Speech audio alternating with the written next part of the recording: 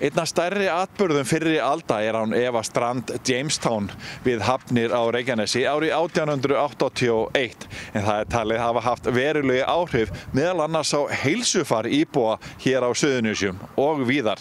En grípum eina magnaða setningu úr bókinni sem var að koma út strand skipsins.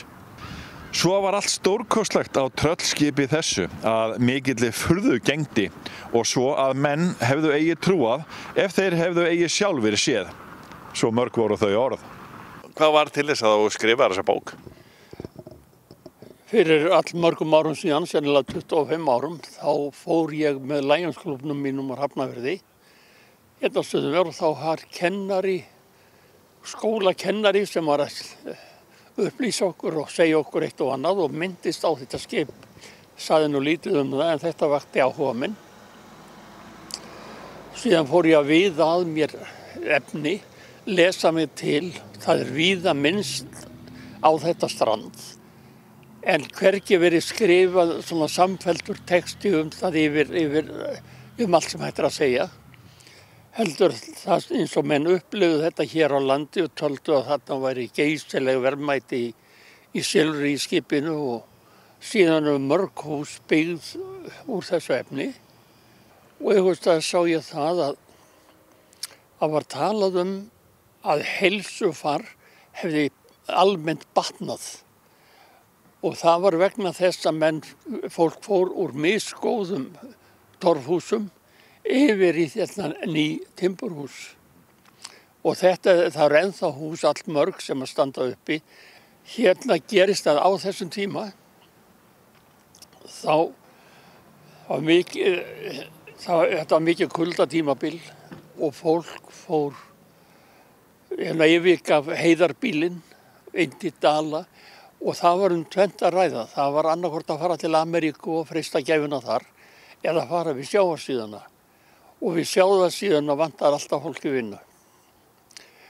Og útvegsbændur sem hér voru, þeir voru þakklátir fyrir að fá þetta fólk. Og þeir útvöðu land fyrir lítið hús og sem voru síðan nefnd tómt hús. Þarna bjó fólk sér heimili. En þessi hús eru nú flest eða öll farin. En tómthúsin þau voru svo mörg að það var mikil uppbygging á Suðurnesjum.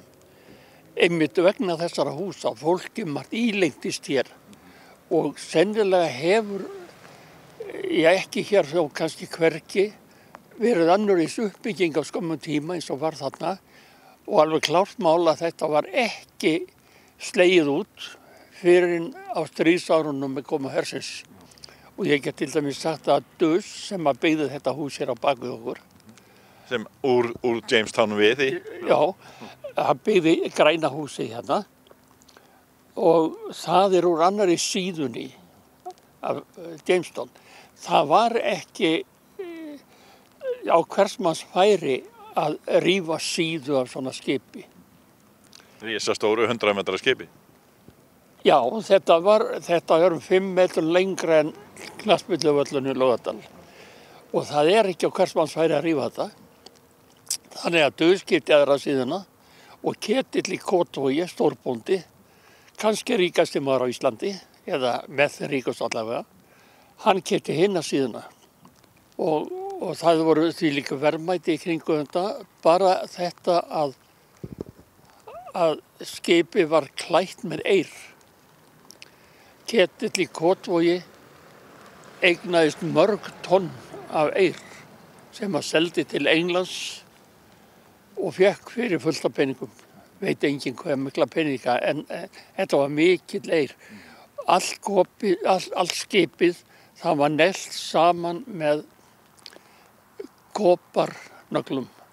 Það mátti ekki nota járn vegna þess annars vegar þeir ryðguðu, gátu skemmt timbrið og hins vegar þegar liggur saman eyr og járn þá eyðir eyrinn járninu og kemur gat á þetta því að menn vildu forðast hrjámaðkinn, hann var ekkert ráðið ef hann komst að.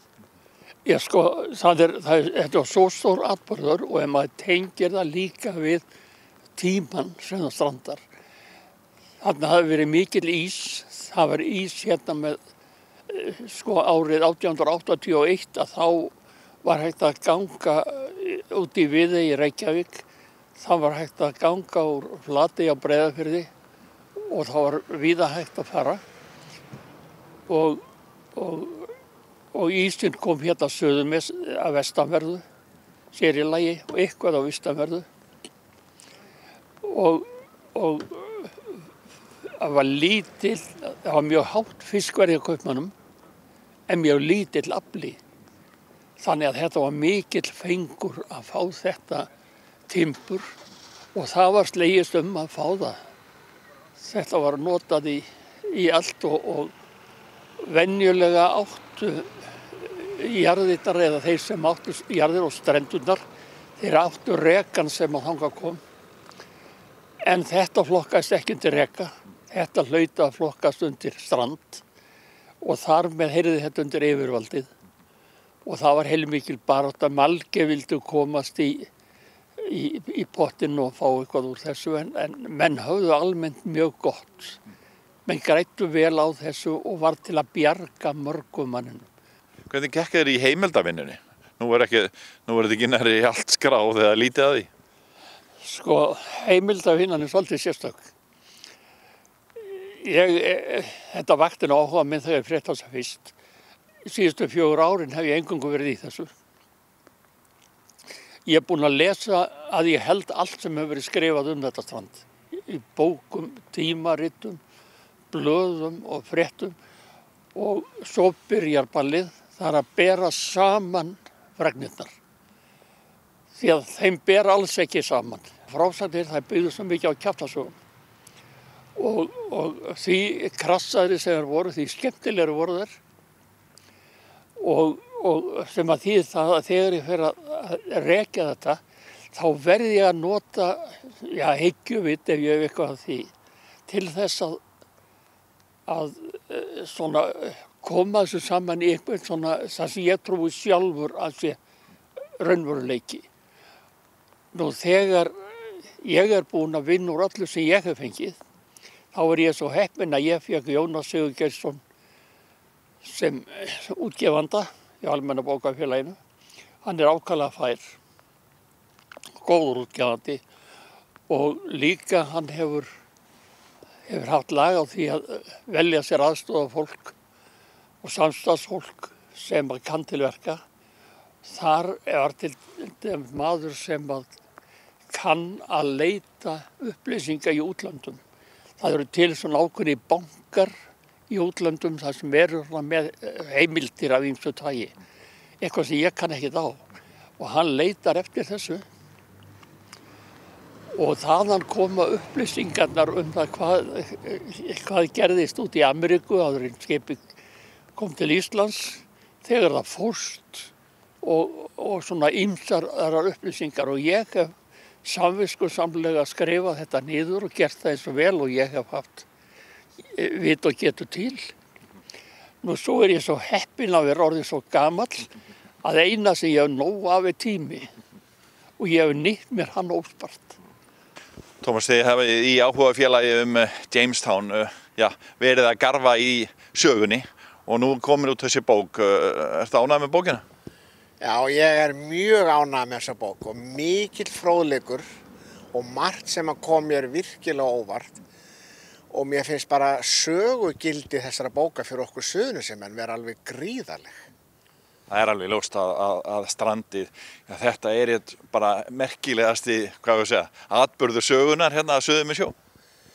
Ég allavega meða við það sem að ég er búinn að uppgöta núna í kringum að lestu bókarinnar og það sem að, það var ekki neitt skrifað þetta hvorki í öldinu okkar eða, hann Sigurður Sívertsen skrifaði þetta í sínum annál á sínu tíma en þetta risti ekki hátt en miðað við hvað þetta gerði fyrir samfélagið hérna, þá finnst mér þetta stór viðburður.